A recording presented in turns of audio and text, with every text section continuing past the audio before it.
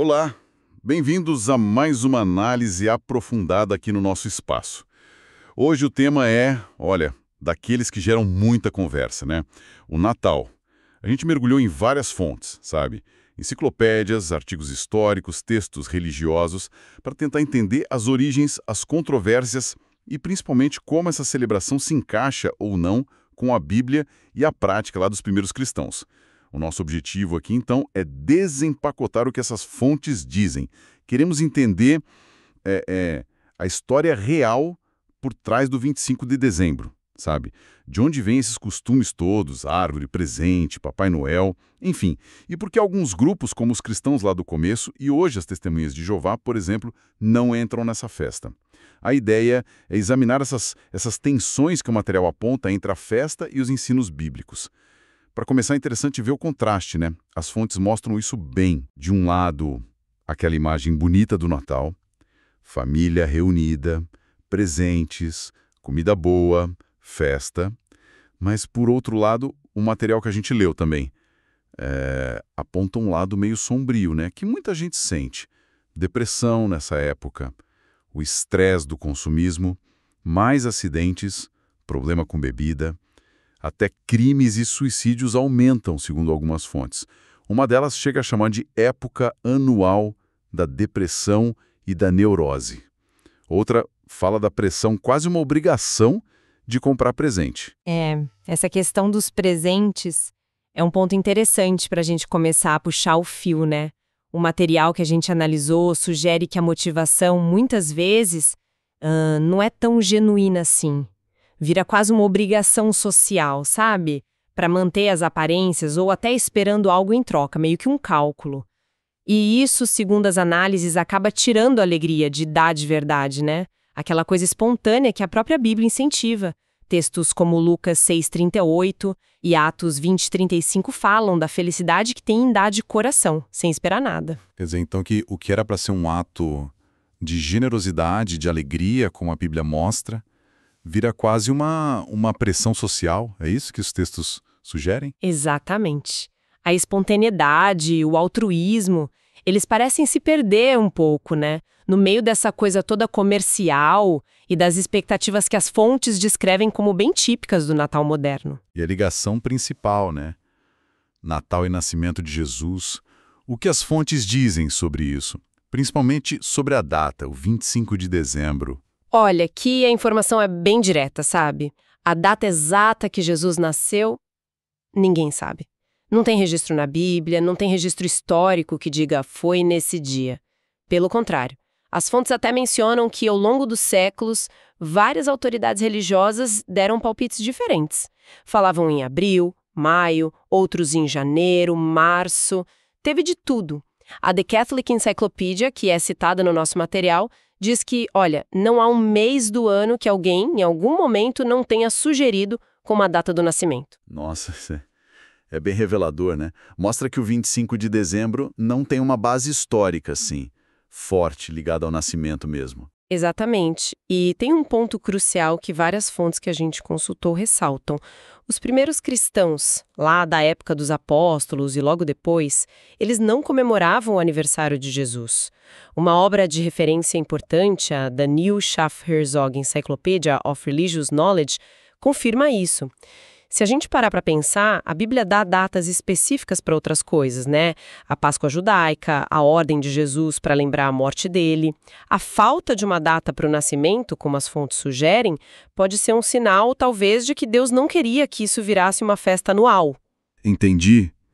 Então, se a data não é bíblica, se os primeiros cristãos não comemoravam, como é que o 25 de dezembro virou o dia de Natal? Como que fixaram essa data? As pesquisas que a gente viu indicam que isso aconteceu lá por volta do ano 354, mais ou menos, na Igreja do Ocidente, em Roma. O material que a gente analisou traz duas teorias principais para explicar essa escolha. Uma delas, que hoje é menos aceita, envolvia um cálculo meio complicado. Eles achavam que Jesus tinha sido concebido no mesmo dia em que morreu. Aí calcularam essa morte como 25 de março, o que já é outra questão, porque a data bíblica da morte de Jesus, 14 de Nisan, cai mais para fim de março e início de abril. Mas enfim, contando 9 meses de 25 de março, chegaram em 25 de dezembro. Que lógica! Interessante. Mas você disse que essa é a menos aceita. Qual a outra explicação, então? A que tem mais peso. A explicação que as fontes mais importantes, incluindo a The New Catholic Encyclopedia, consideram mais plausível é outra. É que a escolha do 25 de dezembro foi de propósito para coincidir com uma festa pagã romana que era muito popular. Chamava Dies Natalis Solis Invicti, ou seja, o nascimento do Sol Invencível. Essa festa celebrava o solstício de inverno lá no hemisfério norte, quando os dias começam a ficar mais longos de novo, e estava ligada ao culto de um deus persa, o Mitras, que era super popular no Império Romano, principalmente entre os soldados. Essa festa do Sol Invencível acontecia logo depois das Saturnais, que era outra festividade pagã bem grande. Caramba! Então, a data que hoje a gente associa direto ao nascimento de Jesus foi, na verdade, segundo essas fontes mais confiáveis, uma escolha estratégica para absorver uma festa pagã. É isso? Exatamente. O livro The Story of Christmas e textos do professor H.A. Newman, que a gente leu, detalham bem essa estratégia. Parece que os líderes religiosos da época viram ali uma chance de facilitar a conversão do pessoal para o cristianismo. Associaram o nascimento de Jesus a uma data que já era super festiva para o povo. Basicamente, como uma das fontes diz, fizeram o aniversário do Filho de Deus coincidir com o do Sol físico. E esses estudiosos classificam isso claramente como uma transigência com a adoração pagã do Sol. Em vez de acabar com a festa pagã, eles deram um nome novo e incorporaram. Essa ideia de absorver práticas pagãs para facilitar a conversão é um ponto bem forte que as fontes trazem. E isso vale também para os costumes que a gente vê no Natal, tipo árvore enfeitada, azivinho, aquele visco-fício. Sem dúvida. A Encyclopedia of Religion and Ethics, de Hastings, que a gente citou na análise, é bem direta nisso. Ela diz que a maior parte dos costumes natalinos que hoje prevalecem não são genuinamente cristãos, mas são costumes pagãos absorvidos ou tolerados pela Igreja. O material aponta origens bem diversas para esses costumes, muitas ligadas direto a rituais pagãos, lá de Roma, dos povos germânicos, os teutônicos, e até tradições mais antigas, talvez da Babilônia. Você pode dar alguns exemplos que as fontes trazem? Só para a gente visualizar melhor? Claro. A árvore de Natal, por exemplo. As pesquisas ligam ela às festas do solstício de inverno das tribos pagãs germânicas. Eles viam as árvores que não perdiam as folhas no inverno como o símbolo de vida, sabe? Também tem ligações com costumes de Roma e talvez até coisas mais antigas, lá da Babilônia. O azevinho, aquela planta com folha pontuda e frutinha vermelha, era usado nas Saturnais romanas como decoração. Era um símbolo importante para eles. E o visco? O visco era sagrado para os druidas, lá dos celtas, tinha a ver com rituais de fertilidade, cura, e também aparecia nas Saturnais, que tinham um lado bem licencioso. Ou seja, muitos símbolos que hoje a gente usa para enfeitar a casa no Natal vêm de crenças e práticas que não tem nada a ver com o cristianismo lá do começo. É impressionante, né? Como esses elementos, que hoje são tão normais para a gente, têm origens tão diferentes e, segundo as fontes, pagãs. Aí, diante disso tudo, vem aquela pergunta que não quer calar e as fontes até levantam ela. Tá, mas e daí? Faz alguma diferença? Já passou tanto tempo? Essa é a questão central que o material explora, né? Exatamente essa. Algumas igrejas, alguns teólogos dizem que a origem pagã hoje não importa mais. Argumentam que a igreja conseguiu, batizar essas práticas, dar um significado novo, cristão para elas. Só que as fontes que a gente analisou colocam essa visão em contraste direto com o que a Bíblia diz. E qual seria essa visão da Bíblia segundo o material que a gente viu? Vários pontos são levantados. Primeiro, eles citam o Antigo Testamento lá em Deuteronômio, capítulo 12. Deus fala para o povo de Israel, com todas as letras, para não copiar as práticas religiosas dos outros povos para adorar Ele. A ordem é clara: não faça assim com Jeová, seu Deus. Outro exemplo forte que mencionam é o do bezerro de ouro, lá em Êxodo 32. Os israelitas fizeram um ídolo, falaram que era uma festividade para Jeová. Mas Deus, nossa, ele condenou aquilo duramente. Chamou de ruinoso. Mostrou que não dá para misturar o nome dele com idolatria. Então já tinha um padrão no Antigo Testamento sobre não misturar a adoração. E isso continua no Novo Testamento também, segundo as fontes? Aos Gálatas, capítulo 4. Ali, Paulo dá uma bronca nos cristãos que queriam voltar a guardar dias e meses e épocas e anos, provavelmente se referindo às festas da lei de Moisés. Aí, a lógica que o material apresenta é a seguinte: se até as festas que Deus tinha dado para Israel ficaram para trás para os cristãos, quanto mais eles deveriam evitar pegar coisas que vinham direto do paganismo, né? A instrução em 2 Coríntios 6,17 é bem direta: cessem de tocar em coisa impura. E Efésios 4,25 manda pôr de lado a falsidade e falar a verdade. A conclusão das fontes é que a Bíblia, do começo ao fim, não apoia essa mistura religiosa, sabe? Esse sincretismo de juntar adoração verdadeira com coisa pagã. Essa análise da Bíblia é bem direta mesmo.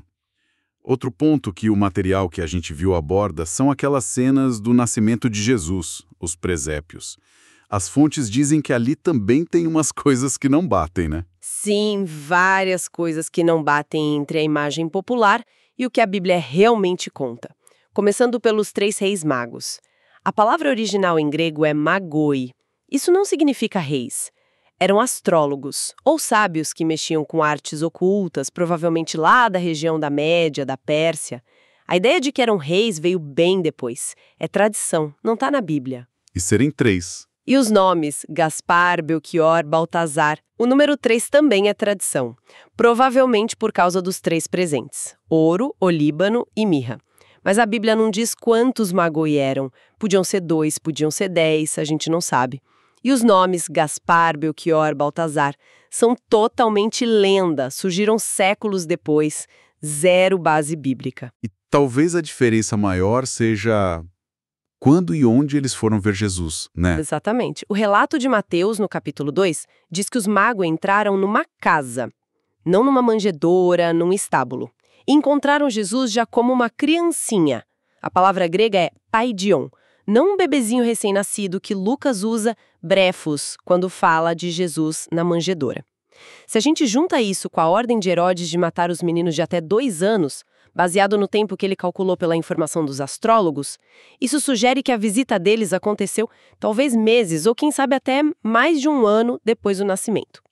Quem foi ver Jesus bebê mesmo na manjedoura foram os pastores. Está lá em Lucas, capítulo 2. Aquela cena clássica do presépio com o pastor e rei mago junto do bebê na manjedoura. É uma mistura de momentos diferentes. Interessante essa desconstrução da imagem que a gente tem, né? E a famosa estrela de Belém, que teria guiado os magos, as fontes também questionam ela. Questionam, sim. A análise que o material apresenta levanta uns pontos bem críticos sobre essa estrela. Primeiro, lembra que a Bíblia não vê com bons olhos a astrologia, essa coisa de buscar sinal no céu. Isaías 47, por exemplo, condena isso. Segundo, um ponto-chave: a estrela não levou os astrólogos direto para Jesus em Belém. Levou eles primeiro para Jerusalém para falar com o rei Herodes, justamente o cara que queria matar Jesus. Foi por causa da informação deles que Herodes planejou a matança. Só depois que eles falaram com Herodes é que a estrela apareceu de novo e levou eles até a casa onde Jesus estava. Nossa, que reviravolta.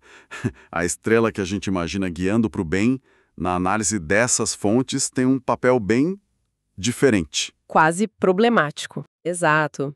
E o resultado indireto dessa visita guiada pela estrela foi aquela coisa horrível que Herodes fez: mandar matar as criancinhas inocentes em Belém, como Mateus 2,16 conta. Então, juntando tudo isso, guiar para um inimigo, ter ligação com a astrologia, que a Bíblia condena, e o resultado ser essa tragédia, as fontes concluem que fica difícil dizer que essa estrela veio de Deus. Sugerem até que a origem pode ter sido outra, talvez do adversário, de Satanás. Um contraste total com o anúncio claro, direto, pacífico que os anjos fizeram para os pastores, lá em Lucas 2. Essa visão da estrela realmente foge muito do que a gente costuma ouvir. O material também fala especificamente das testemunhas de Jeová, né? Que a gente sabe que não comemoram o Natal. O que as fontes dizem sobre os motivos delas? Uma das fontes que a gente consultou detalha bem os motivos, e eles batem com vários pontos que a gente já conversou aqui. As testemunhas de Jeová baseiam a decisão delas em alguns argumentos principais, pelo que a fonte diz. Primeiro, Jesus mandou lembrar a morte dele, não o nascimento. Lucas 22. Segundo, os primeiros cristãos não comemoravam aniversários, seguiam o padrão da Bíblia. Terceiro, a data 25 de dezembro e muitos costumes vêm de festas pagãs. E quarto, a Bíblia avisa para não misturar a adoração verdadeira com o paganismo, como a gente viu lá em 2 Coríntios 6,17. E a fonte também tenta corrigir algumas ideias erradas sobre elas. Sim, o texto tenta desfazer alguns mitos comuns. Diz que elas acreditam firmemente em Jesus como Salvador, citando Atos 4:12, que elas valorizam muito a família, baseada na Bíblia, e que se esforçam para ser generosas e buscar a paz o ano todo, não só em uma época. A esperança delas para a paz mundial está ligada à mensagem do reino de Deus, que elas divulgam, citam Mateus 10, Provérbios 11, Romanos 12. A fonte também diz que a posição delas é de respeito pela decisão dos outros, sabe? Não ficam interferindo na festa de ninguém. Mas enfatizam que é importante usar a faculdade de raciocínio, pensar por si mesmo e basear a adoração na verdade da Bíblia. Citam Romanos 12 e João 4. Entendido? Essa análise toda faz a gente pensar sobre o tal espírito de Natal, né? Como que ele se compara com o espírito que a Bíblia diz que o cristão deve ter? Essa é uma comparação forte que as fontes propõem, sim. Elas convidam a gente a olhar para o que geralmente acontece no Natal e comparar com as qualidades que a Bíblia chama de fruto do Espírito de Deus. Lá em Gálatas 5, né? Amor, alegria, paz, paciência, longanimidade, bondade, benignidade, fé, mansidão, brandura e autodomínio. Será que o espírito de Natal reflete isso? Ou será que parece mais com as obras da carne, que Paulo lista logo antes em Gálatas 5 também? Coisas como brigas, ciúmes, ataques de raiva, bebedeira, festanças exageradas, orgias e por aí vai. E é uma comparação direta. Como que as fontes mostram isso na prática pensando no Natal? O material que a gente viu dá vários exemplos. O consumismo exagerado, a pressão para comprar, às vezes quase uma extorsão. Isso combina com amor e benignidade. Os excessos de comidas, de bebida, que muitas vezes levam a problemas de saúde ou até a comportamentos imorais. Isso combina com bondade e autodomínio.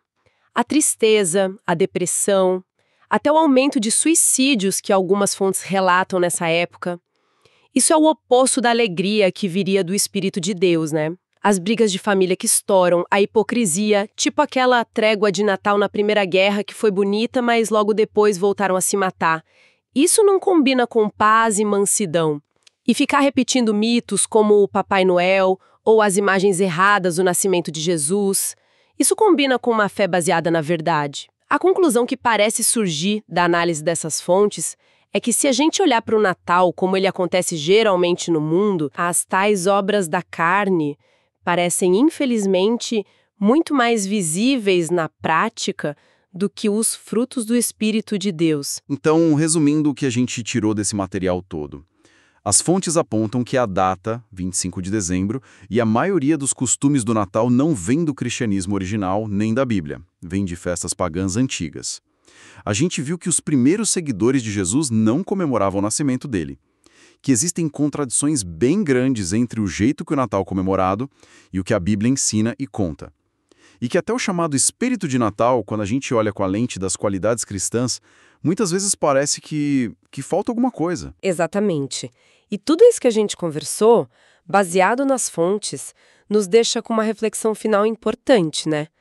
Se as fontes mostram essas origens pagãs, se a Bíblia avisa tanto para não misturar as coisas na adoração, como que participar dessas tradições se encaixa com o desejo sincero de seguir Jesus e o exemplo dos primeiros cristãos? Qual deve ser o peso da tradição, da cultura, mesmo que seja algo muito forte para a gente, comparado com buscar a verdade na história e na Bíblia para viver a nossa fé? É algo profundo para a gente pensar, né? Fica aí a reflexão.